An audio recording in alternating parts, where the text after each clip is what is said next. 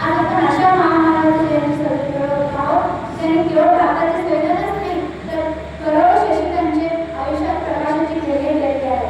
लहानपणापासूनच त्यांनी अत्यंत कठीण आणि जातीय भेदभावाचा सामना केले आहे, पण मात्र त्यांनी फुटले नाही आणि जिद्द सोडली नाही.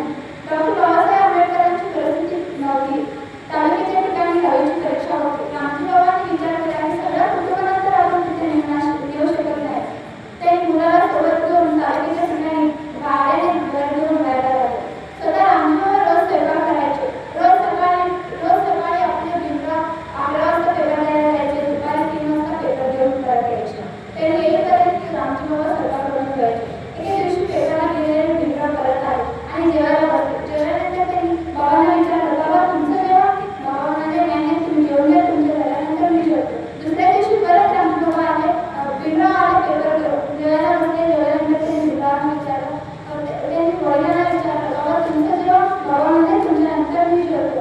आंबेडकर ठीक आहे म्हणले. दुसऱ्या दिवशी परत त्यांनी जेवायला बसले.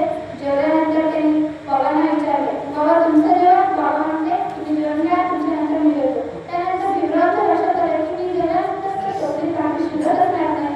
मग त्यांनी बाबा 3 दिवस झाले बाबा म्हणते माझ्या झाल्यावर जेवतो. मग माझे वडील जेवतात काय? मग त्यांनी बाबांना विचारलं, 3 दिवस झाले तुम्ही म्हणताय की माझ्या झाल्यावर तुम्ही जेवता, पण टोपलीत काही शिल्लकच राहत नाही. मग तुम्ही जेवता काय? तुम्हाला त्रास होत नाही का? तुम्हाला त्रास होत नाही का? तुम्हाला भूक नाही का लागत? सांगा ना बाबा, तुम्हाला भूक नाही का लागत?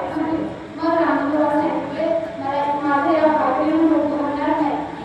तुम्ही एवढे मोठे व्हा तुम्हाला बघताना मान वर करून बघावं लागेल. सगळ्या दुनियाला तुमचं जयजयकार करावं लागेल. या वडिलांची एकच तळमळ होती की आपल्या मुलांनी खूप मोठे व्हावं, आयुष्यात घडावं.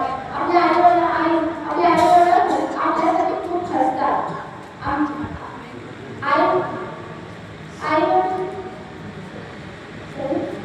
आईवडील आपल्यासाठी खूप हसतात. त्यांचे स्वप्न आपण पूर्ण केली पाहिजे. नुसते कारण सांगत बसली नाही पाहिजे. एका मुलाला विचारलं, कसं काय झालं? परिस्थिती नव्हती. परिस्थिती माणसाला बिघडती नाही, परिस्थिती माणसाला घडवती नाही. माणूसच परिस्थिती बिघडतो, माणूसच परिस्थिती घडवतो. डॉक्टर बाबासाहेब आंबेडकरांचे वडील काय करोडपती होते. त्यांना वगैरे घेण्याची ऐकत नव्हती. त्यांनी रामजी बाबा एके दिवशी उपाशी राहून मुलाला पुस्तके आणून द्यायचे, कारण आंबेडकरांना